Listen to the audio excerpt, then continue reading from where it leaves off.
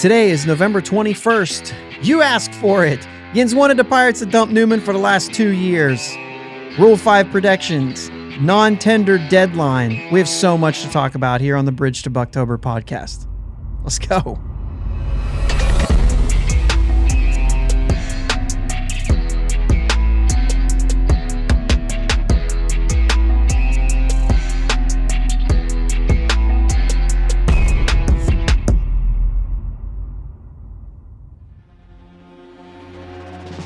Yins guys, thank you for listening to the Bridge to Buctober podcast, where we talk all about them Pittsburgh Pirates and that.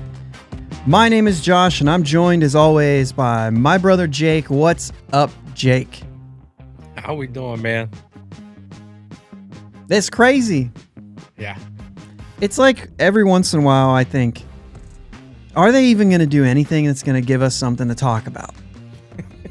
And here we are. Yeah. So you got to tell me, though, are you getting snow?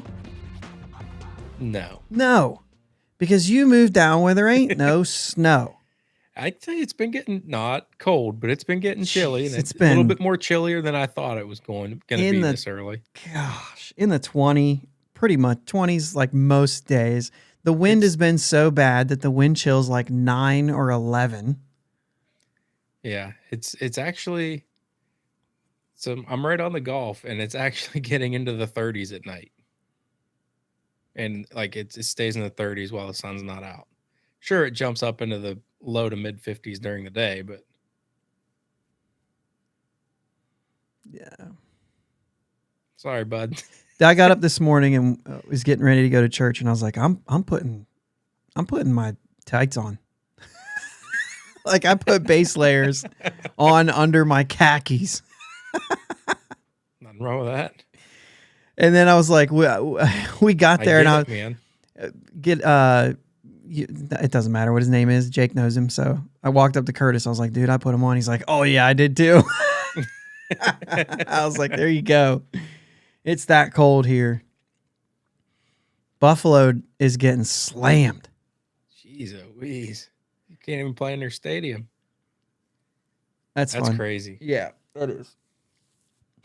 I saw one thing. The guy opens up his front door, and there was 3 Cokes sitting inside the snow because the snow was halfway up his doorway. And he's had some Cokes there. He goes, things you can do in Buffalo right now. And he just opens his door, and there's Cokes getting cold in the snow. That's funny.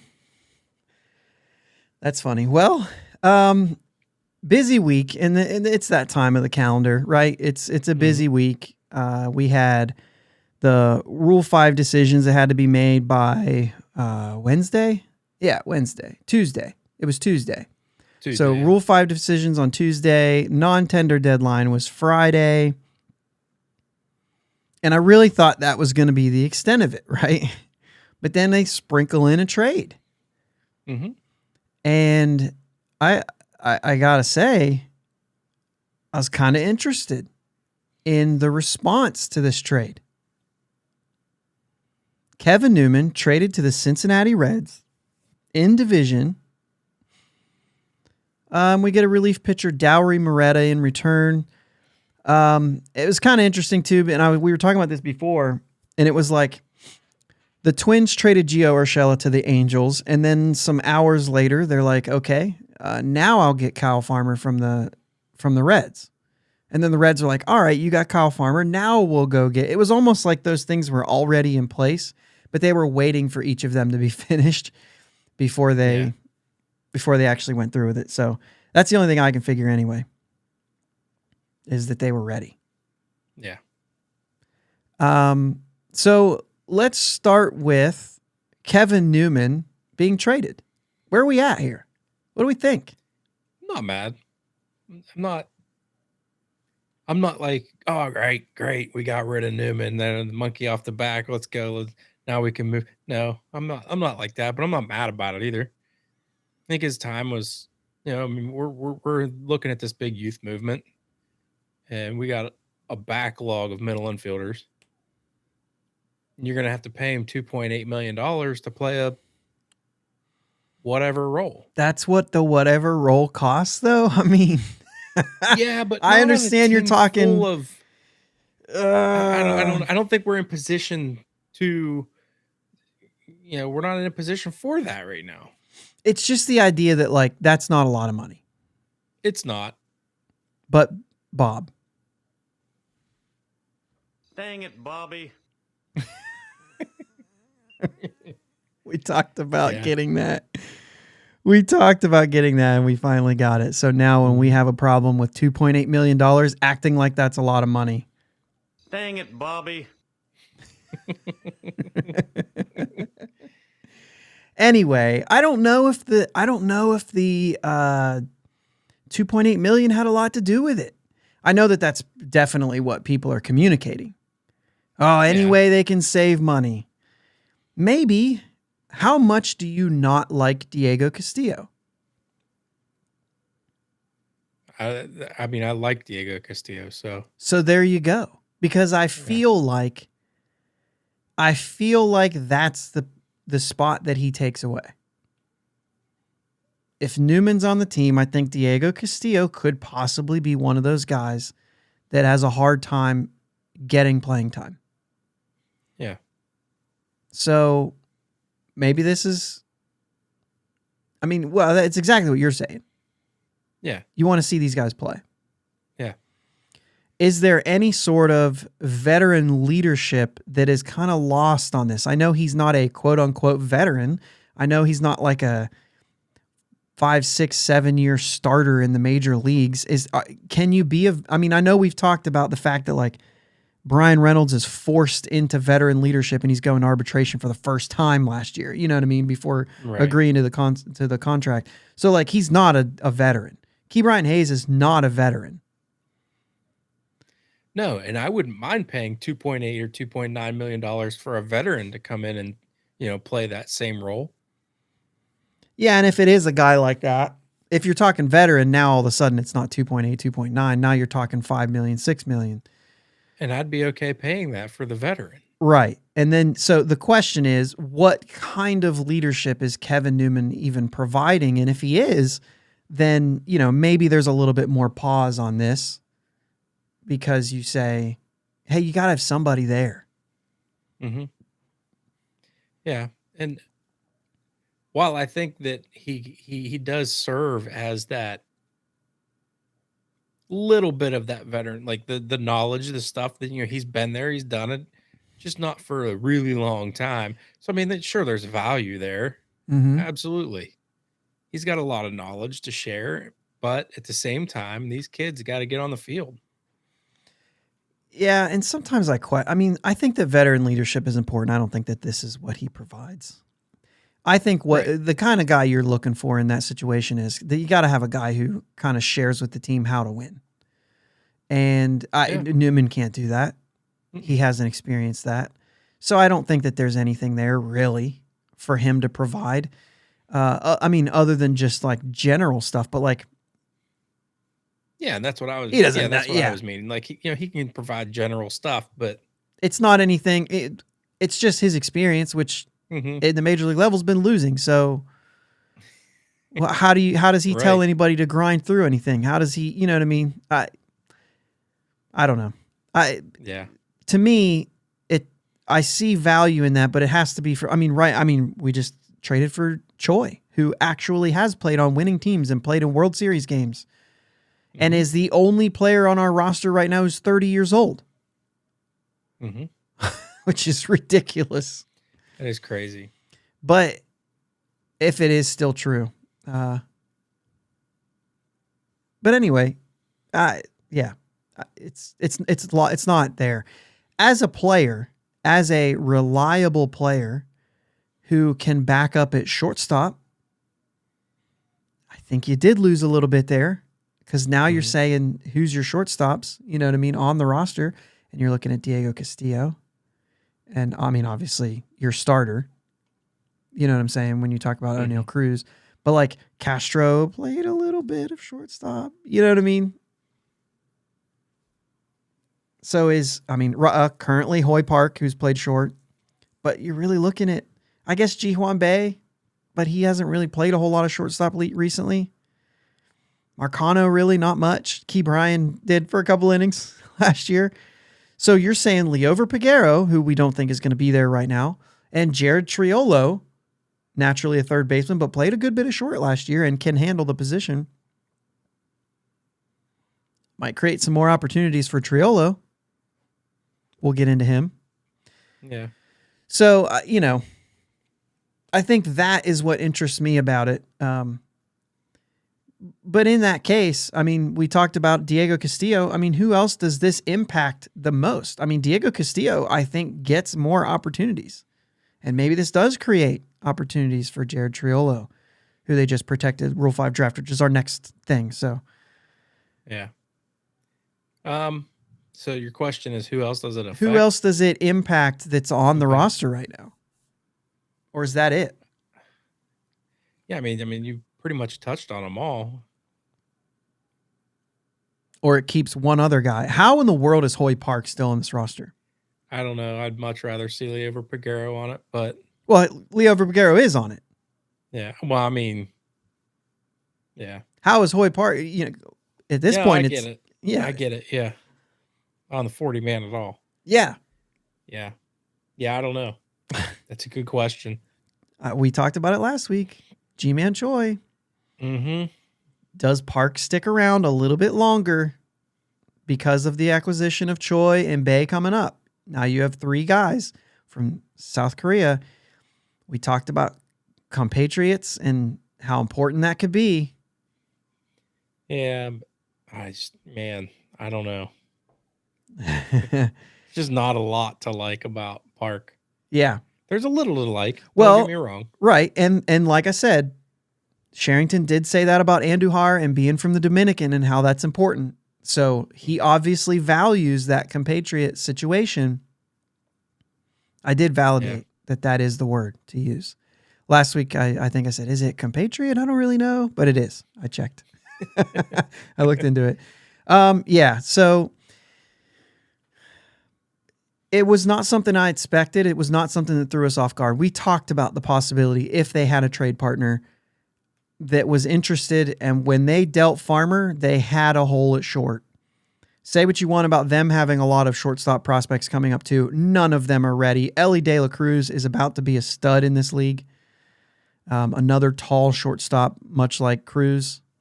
But he's a switch hitter and really has had a little bit more success than even, like when you look at the minors, than even Cruz did. But I mean, the game's changed a little bit too, but he's not 6'7", but he is like 6'4" or 6'5". And he has that thin build just like O'Neal Cruz, which is why he's getting the O'Neal Cruz comps, because they look very similar on the field. Tall and lanky, you know what I mean? But he's not ready. He just got to Double-A. Newman is their stopgap now. He'll last the 2 years if they continue to do it, where Farmer was on his way out after this year anyway. They save a couple nickels, and, they get Kevin Newman for a couple of years. Yep. So, in return, we get Dowry Moretta. And, boy, if you're looking at your Twitter feed, it's a mixed bag. And I'm sure it is. If you look at the numbers, that's about the same. It's a mixed bag. Mm-hmm. It's kind of interesting. The numbers are, if you look at them, there's some say, he sits around 96. When you look at the numbers, he was pumping a little more than that. Not a lot, but when he needed it, he had 98 in the tank. And so, there's some of that. There's a little bit of, if you look at the last 2 years, which is when he's had at least a cup of coffee, 3 innings in 21 in the majors. And then this past year, 38 innings in the majors. And it was like a little bit early. And then in May, at some point, he was sent down for a while, came back up for a shorter stint later, and seemed to be quite a bit better. The numbers, once he was sent down to AAA, 395 in 27 innings. What sticks out to you here? If you're not on YouTube, there is, if you want to check out YouTube, we got some stats here. We've got a couple different pages I'll share. just the last couple of years, minors, majors statistics, and kind of what it looks like. But what sticks out to you here, Jake? Wait a minute. Let me say this. Do you want to be positive or negative first? Let's be positive first. Give us the positive spin. And the only reason I'm calling that out is because people are going to say, wow, he's real high on him. It's a mixed bag. Yeah.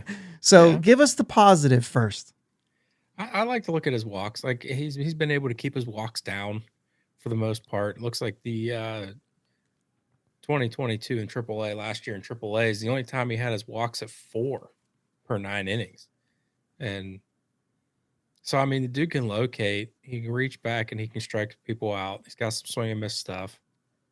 That ERA hasn't quite trended in the perfect direction, but yeah, I mean, I like his strikeout to walk ratio, to be honest. That's what sticks out to me. The home runs have been the thing, right? 9 to almost 10. Yeah, the home runs have been the thing at the major league level. But he's also pitching in Cincinnati, and I took a look at that. And I can flip back and forth to these things. I know you guys are, if you're on there, you're looking at them, but this helps, me and Jake talk about it. I've got home and away, and I've got first half and second half where you can see the 11, almost 12 innings that when he came back in the second half, those numbers were much better. Mm-hmm. I know it's a smaller sample than the 26 innings, 27 innings-ish to start the year, but it looks like 7 of his 10 home runs last year were at Great American Ballpark. Some of them were no doubters. Brian Reynolds hit 2 of them that would have been out in pretty much any place, and they were back-to-back days. He came into relief on May, I think 7th, and he hit a bomb off of him. And then he started the next day as like a bullpen starter, like opener, that's what it's called. And Brian Reynolds took him deep in that game too. And he did not fare well in the start. The Pirates tagged him. That was the only time he started a game all year. And it wasn't meant to be a starter. It was literally he had pitched out of the bullpen the day before. It was a clear opener. And the Pirates tagged him pretty good in that game. But it does, 7 home runs in Cincinnati. You do look at at kind of the numbers of, I mean, that's a little league field there. You know what I mean? And so you look at those numbers and I didn't dig deep enough to go onto the Would It Dong Twitter account and see how many of his home runs would have been a home run and how many ballparks. Like, dude, I'm not going like that. There's park adjusted numbers to look up. You can look at all those things, but ultimately what it comes down to is he's been giving up fly balls. And there was a graph that was kind of circulating around. If you're on Baseball Savant, you can look up all of his heat charts and all that stuff. His sinker was thrown in the top of the zone a lot. Mm-hmm. I don't know how many of his home runs were sinkers that he gave up, but the fly ball rate in general, sure, that's going to do it. And like I said, I didn't look up his fly ball rate on the pitched sinkers. So maybe it doesn't even matter. This is very early and I'm not a scout, so I don't have to look at that stuff. I'm just saying there's a possibility that he does have some stuff. So if we're looking at the positive side of things, the other positive side of things, right? He did reach his rookie, but that doesn't matter for relievers.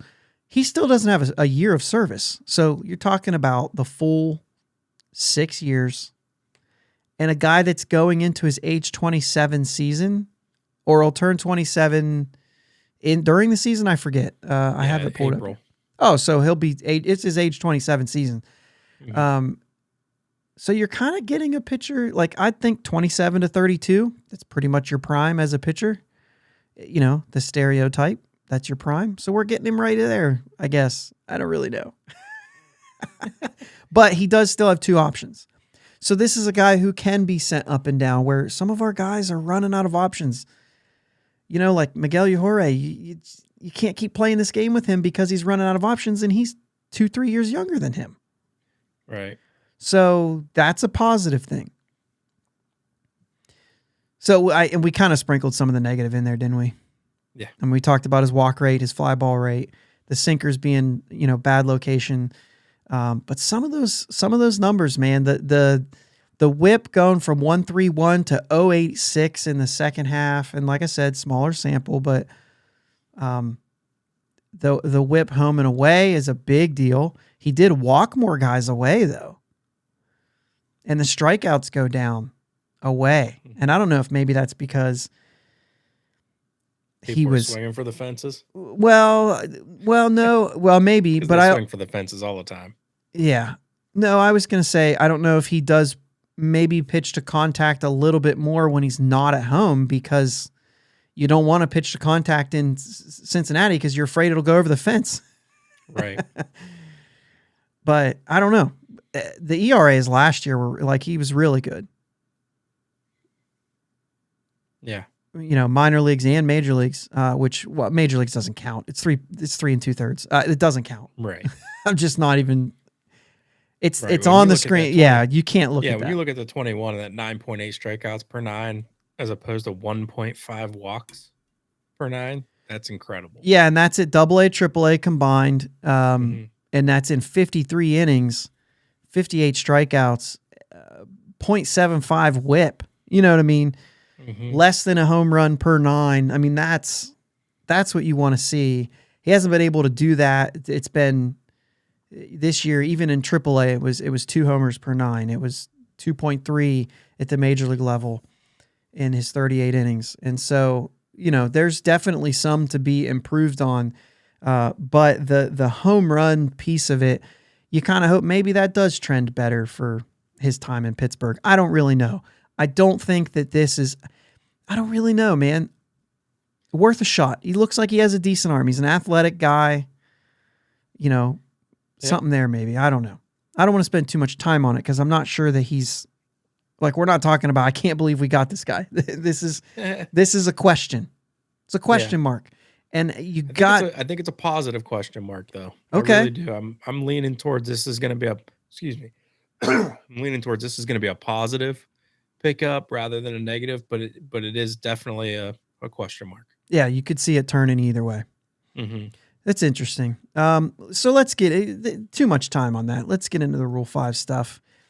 We got 4 guys that we protected: Endy Rodriguez, Mike Burrows, Colin Selby, and Jared Triolo, which we're not going to waste any time on Endy and Mike Burrows. Those were easy decisions. As far as Endy goes, he's in the top 100. And as far as the top 100 goes, everyone is protected if they're in the top 100. That's just the way it goes. I have a note on this. MLB.com said something about top 100 guys. And now I'm losing it. So forget it. MLB.com said something about top 100 guys. Basically, they're all... Oh, here it is. 88 in the last 8 years have been eligible for the Rule 5 draft. Every single one of them were added. All 15 this year were added. Like that he was going to be added. There was no question. Yeah. Yep. And then the rest of it is about Colin Selby and Jared Triolo. And Mike Burrows, to me, too, was an easy decision, too. So, so Colin Selby, Jared Triolo, share your thoughts. So when prepping for this a little bit, I mean, we talked about how I'm not real great with this kind of stuff. Like, this isn't my forte, but I did look into Triolo and Selby a little bit just to try to get a little bit of an idea. My computer's slow, but yeah, I mean, I guess I see it, but at the same time, I don't see either one of these guys getting picked up in a Rule 5 draft. Like, I wouldn't feel comfortable picking one of these 2 guys and putting them on my major league roster. So let me see. I'll say one thing here. For those of you who don't know, I got to hang out with the guys on the Pirates Fan Forum on Thursday. That episode was released Saturday. But we talked about a lot of this too, which is why Jake's getting the first stab at this, because I had a previous conversation about this already. So, instead of swaying him prior to, the one thing that Gary said that really stuck with me was, with the DH, teams are using a lot less pinch hitters these days, and using more defensive replacements. And we know Jared Triolo is great with the glove. Mhm. So, I mean, that's just a short, like, you're not even thinking about it. You nodded your head. You immediately were like, oh, I may change my mind on that alone. And that could be true. It's also the age. He did have a good offensive year last year. I would have leaned that way prior to, the same way you did. And then thought, after they did it, I thought, they might be planning on this guy being around. Well, he's had decent offensive years the past 2 years, to be Yeah. honest. I mean, he batted 304 in 21 in single A, high A, Yeah. and So, a 282 in 2022. yeah. So, The other thing is, I made a comp, and I'm not going to go deep into it. If you guys want to hear it, I'm going to leave it and say go there. But his body type and everything reminds me a lot of Jordy Mercer. They had the same paths. They're 6'3", 210, and 212 is what they're listed as, right? So they're very similar in that way. Triolo has spent more time at third, but has played short and is definitely capable. Probably a little better with the glove, or certainly a little better with the glove than Mercer, but Mercer probably a little more pop at the plate. But the thing is Mercer turned that into a 10-year career. According to the numbers, Mercer had a little more pop, okay? yeah. So, yeah, going up through the minors, when I looked at the minors numbers, just a little bit. I mean, Mercer was a 10-homer guy in a season. You know what I mean? If he played a full season, 10 to 12-homer guy. And maybe Triolo grows into a little bit more than that. His story has yet to be written. But all I'm saying is, if he turns it into what Mercer did, because like I said, same sort of path. Mercer was like a year ahead because he didn't have to have a 2020 season that Triolo did, right? Where he missed a year. Yeah. Yeah. You're still with me, right? Because your video's Yes. froze. All right. Can you hear me? I can hear you. Okay. I can hear you, Pratt. We're going to actually take a break. We're going to pause. I think that there's something wrong because the whole video is frozen right now. So let's take a Okay. short break and continue this here in a second. Sounds good. And we're back. I know those of you listening to the audio don't have any idea. Those of you watching the video, I have no idea. I don't have no idea what we're going to find out. The video locked up. Looks like the file's corrupt. So we're just going to continue from here. And if you're just now seeing us, hi, we're here. And things are working. I hope, unless this one goes bad too. Anyway, we were talking about Jared Triolo. And I don't remember where we were, so cool. If you guys have other thoughts, share them with us.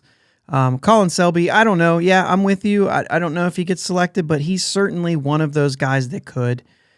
These kind of guys, like, they just get grabbed because of the age and where they're at, and they're like, we could probably translate this into something.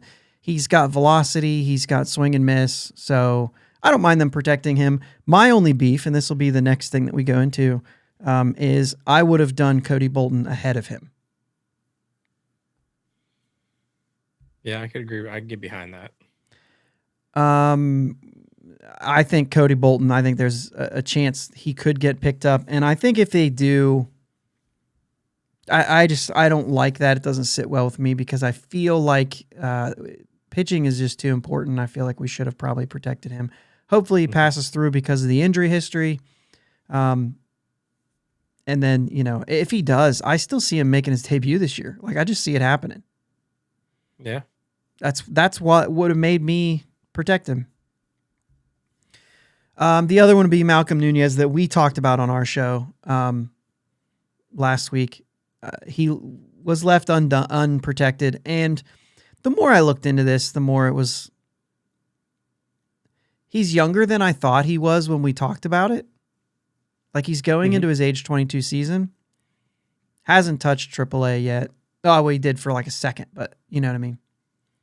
Yeah. I think he's probably passed up on. He's not much of a defender in any way. So with that said, maybe he's fine. Yeah. I don't see anybody taking Nunez, but possibility is always there for the guy he's got pop. Yeah. So of the ones that were DFA'd in this process, We go to Junior Fernandez, Tyler Heineman, Manny Benuelos, and Jeremy Beasley. All four of them are gone entirely. Junior Fernandez claimed by the Yankees. Heineman and Benuelos were non-tendered, and they both chose free agency, or they just get free agency because they were non-tendered. I guess you don't really... It says they elected, but like you weren't tendered a contract. Of course you were elected. And Jeremy Beasley released and looking to sign in Japan. Yeah. I was actually kind of surprised, honestly, to see Benuelos get DFA'd. I thought he was all right for us in the bullpen, and I thought he deserved another year, another shot. Yeah, certainly he's the one that surprised me. I really thought because we have no other left-handed pitchers on our roster that he was going to stick around. And that one was the one that surprised me. The rest of them, not even close. Yeah. So the only thing I thought about Benuelos is that he did not have success elsewhere. When he came to Pittsburgh, something clicked, it felt like, and he was doing well. So I thought that he had earned another chance. Yeah. So the only thing I can think is that they made no changes. Because a lot of times you get a guy, you make a tweak, and things start working for him. If they made no tweaks, if they made no changes, what makes you believe that's going to continue? Maybe he was just having good fortune doing the same thing he was doing when he was getting shelled, having misfortune. You know what I mean? So if that's it, I could see you saying like, yeah, you were better, but we don't know why. And if you don't know why, I'd be nervous that he wouldn't be better. Right. That doesn't kill the only left-hander on the roster problem. But we're definitely going to have to get somebody. 2 people at least. Yeah, we have to get a few. 3, 4, I don't know. Starters, relievers, the whole thing. And depth. Like, there's a lot to do here. So we got to keep moving here. Non-tender deadline was Friday. They did agree to a 1-year, $1.5 million contract with... did you believe that I wrote that in the notes and did not put a name? It's Miguel Andujar, but I did not write him in that sentence. And I was like, why did I not write that it was? Anyway, 1-year contract with Andujar. He was projected to make around 1.7, so a little bit less than that. The rest of them were all tendered. So that's Stevenson, Newman, who was then traded, Underwood, Keller, Brubaker, and Choi, all tendered contracts. So now basically they say, we've offered you a contract. Let's do the dance.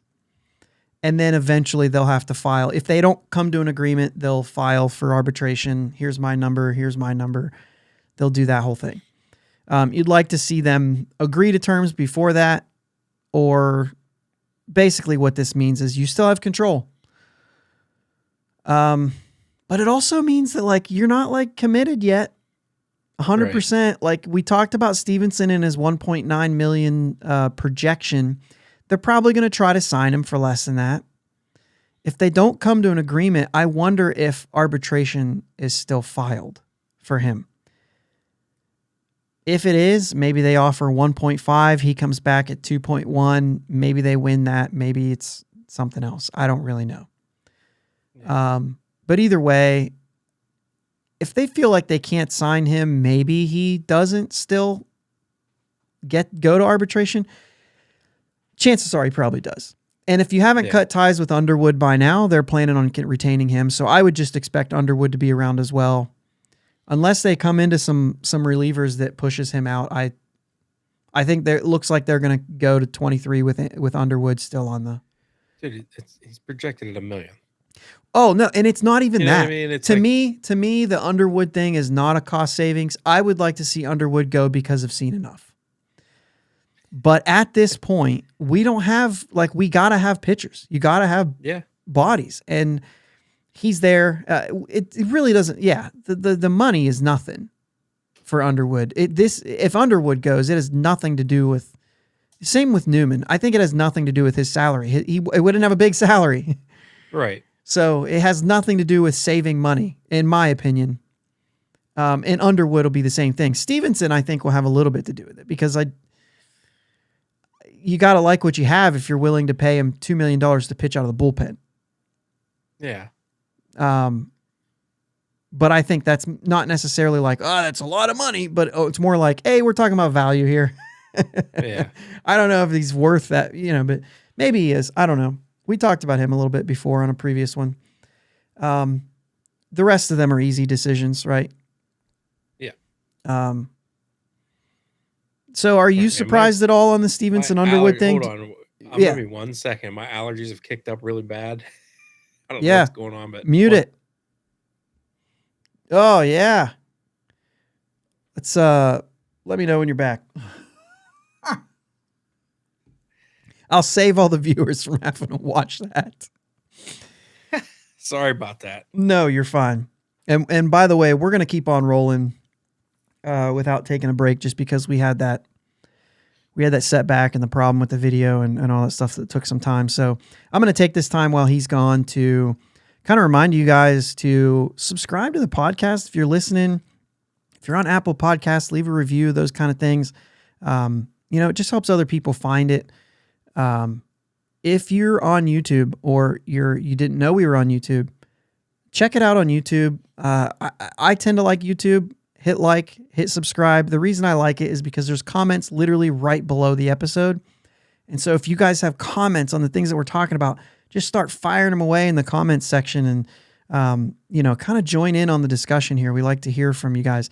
Otherwise, Twitter, Bridge, #2 Buctober, kind of flashing on the screen right down here. If you are watching on YouTube, there's some Twitter, Instagram, Facebook things, mostly active on Twitter. But if you send messages and stuff, we'll get to them. But join in on this, man. We want to hear from everyone and kind of have you part of the conversation and everything. Are you back yet? I'm good. Oh, he's good. All right, let's go back to it. So, not a whole lot of non-tender things.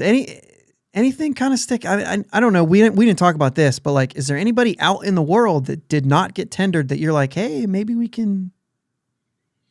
So I've mentioned Cody Bellinger. Yeah. I don't think it's a thing. Yeah, I really don't. But a lot of people are mentioning Cody Bellinger.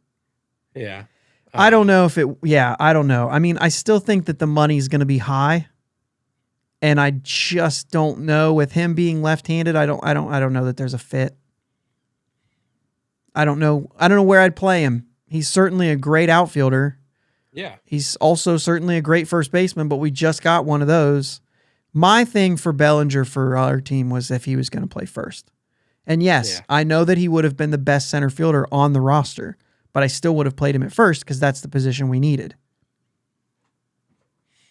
Now that he's there, I mean, we just signed Andujar. I assume they plan on playing him in the outfield. We also have Sawinski, Kyle Mitchell, CSN, all those guys. And Bay. You know what I mean? So, like, there's plenty of guys to be in that outfield with Reynolds. And yes, Reynolds will play for the Pirates in 23. Fight me. So, I mean, I'm just kind of looking through some of these. I mean, there's some left-handed pitchers. There you go. You might be able to. Yep. All right. So we'll look into it and talk about that next week. Because I want to get your thoughts on this next thing because I know it's something that is let's take a shift from the things that are happening as far as rosters and players and things like that. This is something that you have been a part of in the past and something that you've really loved that's been missing. For the third straight year, no Pirates Fest this year. Yeah, I saw that. I wasn't going to be able to go this year either way, but it was a good time, man. Like I went every year from, I can't even remember when I started going to that. 2011, 2012, when it was at the convention center up until 19. It was 19 the last one. 2020 was the last one. It was the only one, like Derek Shelton, Sherrington, they were all there not having, like they were brand new faces. no think game. You know what I mean? Yeah, but I think 2019 was the last one I was at. I think there's something came up and I wasn't able to get 2020. But anyway, I thought I thought it lacked a little bit when they moved it over to the park because it was freezing cold and like yeah, Yeah. I liked it at the convention center much better. But I mean, you had players showing up, you had old players showing up, you had new players showing up. Um, you had guys that are still in like the upper ranks of minor leagues show up, like big Some of the new prospects. draft picks and stuff like that. Yeah. Yeah, new draft picks would come. Coaches. I mean, you almost always got to run into somebody. I remember one year I think I talked to Joe Block, just had a little conversation with him. Like, I mean, they are totally cool with it. You know, if they're not busy and they're walking through and you happen to run into them, it's fair game. Like you can just chat with them and they're totally cool. And it was, I forget which year it was, 2012, I think I went and actually got to go up on stage and play one of the little mini games. And Evan Meek was up on the stage. I mean, I was an Evan Meek fan, but I wasn't like huge on Evan Meek, but that definitely made me root for him more. Being able to have actual interaction with him, and I won the chance to be able to throw out the first pitch of the game at PNC. And how else would I get that chance if it wasn't for going to Pirate Fest? Mm-hmm. So I mean, there's a lot of things that they show you, all their promos that are coming up for the year, and you actually get to see them. Because I believe right now the promotions are posted, but there's no pictures available. Yeah. There's no like the new shirts. All the shirts are there for you to see. Bobbleheads and that. Yeah. Bobbleheads, all the giveaways, the bags, the towels. Like you get to see all that stuff, and they're on display. So let me ask you this though. I mean, this is an organization right now, not only losing fans, but losing touch with them. It feels like. And Yeah. like how much of that is missed when you could interact with them, be personable. And like you said, like, you see those guys and you're like, oh man, he was super nice to me. And if you're a kid, you're a kid anywhere from, even in the high school, when you're playing ball and you're looking up to these guys, you get to interact with these guys. They might not have been a player that you were high on, but now all of a sudden you're like, man, I'm a root for him because he was nice to me. Or, you know what I mean? Like when you're a kid, that's super impressionable on you. And so when you're talking about those young fans, and like, that's what makes those guys, those fans, those guys be what they are to those young fans. Yeah. And then for your older, fan in your 20s and above, all the way up, just having like a discussion with guys and being able to just talk to them like they're just regular people. You know what I mean? Because, ultimately that's what they are.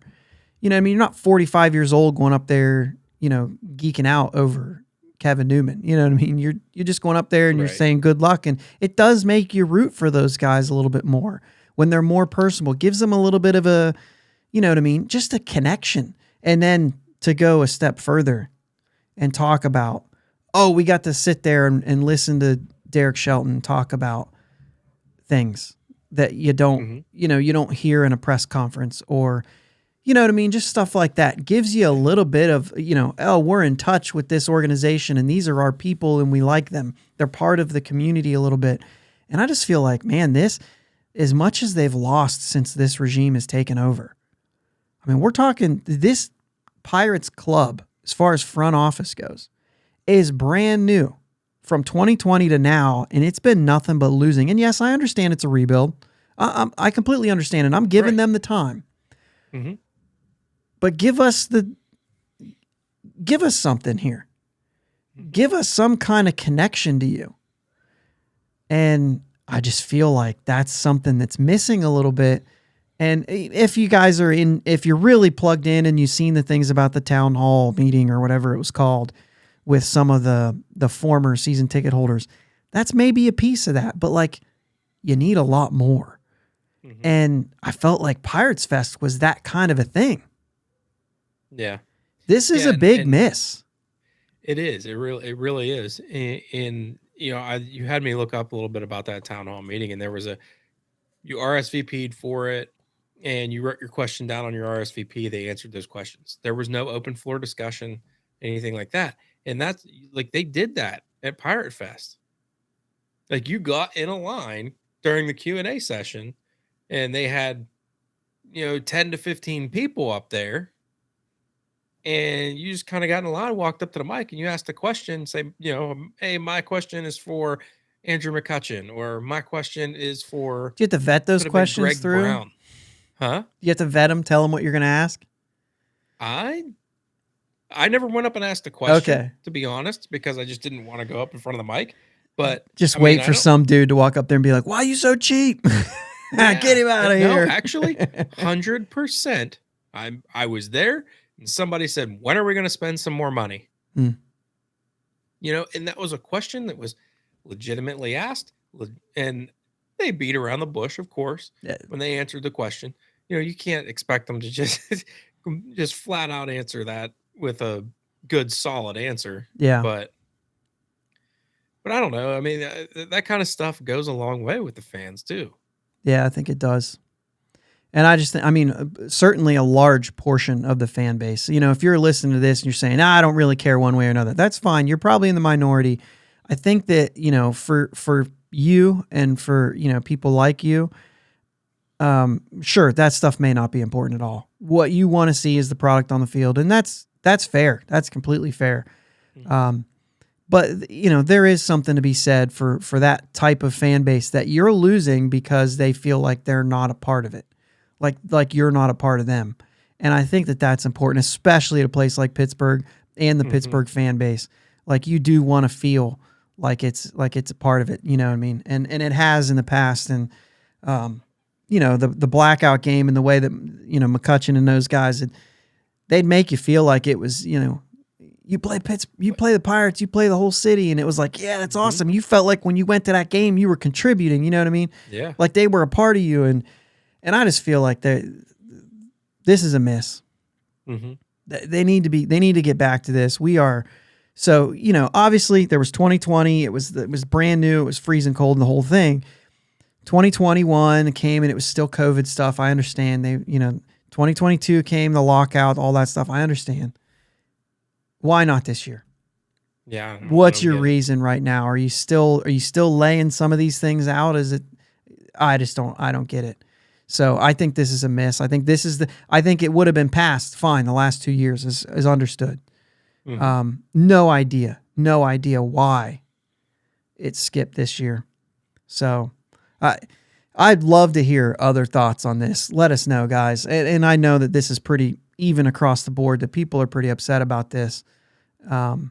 Maybe share some stories from Pirates Fest that you guys had, and maybe if you guys want to send us a story or something, shoot us a message on Twitter or Facebook or Instagram, like a private message with your story. And if we've got the time and we've got the stories next week, if the world doesn't blow up, maybe we'll share some of those Pirate Fest stories. I don't know. Yeah, it'd be cool. Yeah. So we've got some minutes. We talked about the MLB awards. We've got some minutes here left over at the end of the show. Let's kind of run through what those were just around the MLB. Rookie of the Year went to Julio Rodriguez and Michael Harris, Seattle and Atlanta. So we're basically all over the place. Julio Rodriguez, we were all wrong, but last week we made new picks according to the finalists. And I'm going to say we both got Julio right, even though you said Adley, but you said, I really think it's going to be Julio. So you basically got it right. But we also both went Strider. And I had mentioned in passing, well, since we both said Strider, it'll be Michael Harris. So, and that's exactly what happened. But we thought it would have been Strider. Manager of the Year went to Tito Francona and Buck Showalter. We both said Snitker. And then you went Scott Service and I went Tony Francona. But I did say it's not going to be Showalter unless they just really like him. Mm-hmm. I will stand by my statement. They got that one wrong. Yeah. He blew a big lead. There's absolutely no reason. I know he won a lot of games, but both the other managers won more. There's absolutely no reason. He turned a team around. No, he didn't. The front office did. They spent a crap ton of money. It shouldn't have went to Showalter. I think that was a bad move. I think it's because he's in New York. And that's the only one in all of these awards that I disagree with. These ones. Yeah. The Gold Glove, that's different. This is the baseball writers. They did not vote for Gold Glove. Right. So anyway, we move on to Cy Young. It was Verlander and Alcantara, or Alcantara. I say Alcantara all the time, and it's Alcantara. Anyway, boy, I listened back to our episode last week. We really kicked this one around because we were just being dumb. You had Urias from the beginning of the year, so you had to stick with him. Mm-hmm. I only went Urias because I picked Buehler. I should have just been level-headed about this. We all knew it was going to Alcantara. I mean, this is your guy here. He threw more complete games than most teams did. Yeah. Yeah. And on the other side, it was Verlander, which you said Manoah. And then, this was another one of those things where you're like, dude, Verlander really had the year, but I don't know what you were doing. I'm not good at predictions. No, nobody is. Yeah. So then MVP, which was the big one. And we had a lot of discussion about Ohtani and Aaron Judge. They made the right move, and it wasn't even close. Aaron Judge won 28-2 on the first place votes. Everyone knew that was the way to go, except for two people, and they got it wrong, but don't worry about it. It went to Aaron Judge, as it should have. And rightfully so, it went to Paul Goldschmidt. Yep. And I have a couple quotes here. I said, this award should go to Aaron Judge. Hands down, should go to Aaron Judge. That's what I said. But I had to pick Ohtani. It's the only reason I put my quote down. You said Judge. I had to say Ohtani because I picked him at the beginning of the year, even though I really basically said it should go to Judge. Mm-hmm. We both picked Arenado because of that, and we said it probably should go to Goldschmidt, but it will go to Arenado for the same reason he got the Gold Glove. Hey, the baseball writers are better than the people who vote for the Gold Glove because they went Paul Goldschmidt. He had the MVP year, and pretty happy for all these guys that won these awards and the writers for getting most of them except for Buck Showalter right. Give him a little clap here. Good job, guys. I did think it was interesting. I was watching MLB Network on the Sandy Alcantara. Because I say it the same way you said you always do. Anyway, the guys are on there like, he needs to quit throwing so many complete games if they want to. What? I'm sorry, but no. If you're throwing well and you go out and throw a complete game, good for you. That's your job, is to go pitch a baseball game. Yeah. And if you can make it through the whole daggum game, then do it. Come on now. I'm sorry. I don't agree with that at all. But are they saying because he's not going to last? Gosh, they said man. Health reasons. Just can't. They said we need you to be. If you're going to be our horse, we need you to be healthy, not throw complete games. Oh my gosh, dude! Are you serious? These guys are glass, man. They're made of glass, and they don't have PEDs anymore to help them get through a season. That's true, but let them use them. Oh, hot take. Hot take. I don't think they need to use them like, crazy, but I mean, come on. We're being too strict. I don't think you need to be out there using roids by no means. Roids are not okay, but some PEDs, I'm okay with it. I think that just to help you stay healthy. I think there's a level of this that you can say, like, you're flying off the handle right now. And I want to say that just because I want to let that be known to the listener right now. We're not saying, or maybe you are, but there are a lot of things right now that guys continue to get busted. And it's like, oh, I was just trying to come back from an injury, or, and if, I don't know. I have no, I didn't look anything up on this. I don't want to say anything. All I'm saying is you haven't either, right? So you're just flying off the handle saying something's got to give. We don't even let these guys take no-dose pills. You know what I mean? Like, they ain't allowed to have caffeine. Right. And obviously I'm exaggerating here, but it is true. Like, when you look over the history, you can go all the way. I mean, I don't know how far back you can go. The steroid era, yes, there were steroids. There was all this stuff. And you listen to Mark McGuire, he said, oh, I took a low dose because that's the only time I felt good.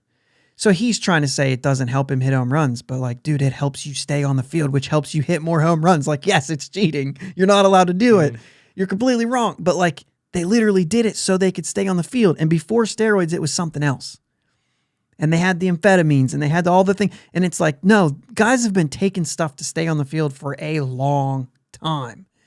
And then you get these guys coming out here who are constantly working out, who have so much more to damage.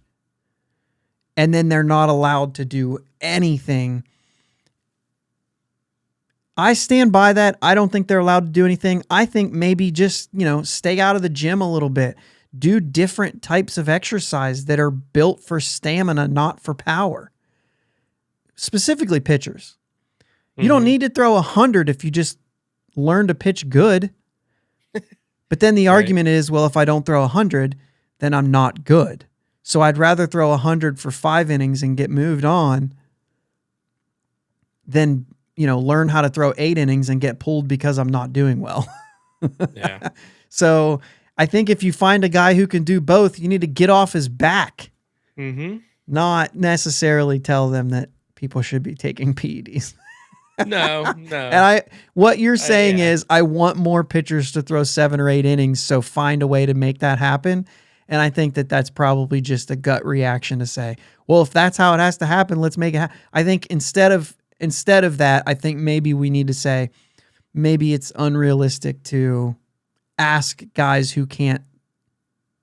I don't care how you make it to the majors and you end up being good. If it means you're Tyler Glasnow and you cannot face a lineup the third time through, but you can have success, I'm willing to pay something for that value, knowing that I have to take you out. But man, if I had a guy like Sandy Alcantara, I'm also going to love that. Yeah. Absolutely. I'm not going to change him into Tyler Glasnow if he doesn't have to be. Right. I love Justin the fact Verlander. that the fact that you just dove right into that though. Sorry.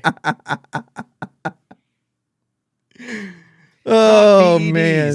Not PEDs, but I don't know. I think so. I think they're too picky on some things. Like there are probably some things that they're not. I wonder if they're like limited to how much, I don't know, that they can take. You remember Nolan Ryan used to do the Aleve commercials. Now I can go another 9 innings. You know what I mean? Just with Aleve, buddy. I wonder if that's what you're taking to go another 9 innings. Yeah. And the fact that that's the motivator, right? Means that, yeah, this is why people started taking stuff. That's funny. I did not expect that to go that way. But kudos to all those guys that won the awards. That was really good. Yeah. Yep. Sorry about the video mishaps this week. Hopefully I can recover that. And I'm saying something you're like, what are you talking about? Hopefully I can recover some of that. If not, thanks for sticking around and watching the whole video. Didn't expect this to happen. If I can't recover it, maybe I'll record something at the beginning. So, you know what I mean? I don't know. I always say that. Try to be motivated to do more things, but I got all the kids to myself tonight. Not all of them, but anyway.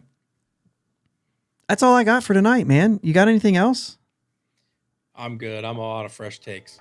All out of fresh takes, like tell everybody to take PEDs and stuff like that, dude. Jake just comes out with the hammer tonight. We want drugs. Drugs are bad, okay? Dang it, Bobby. All right, that's all I got. Till next week, let's go Bucs.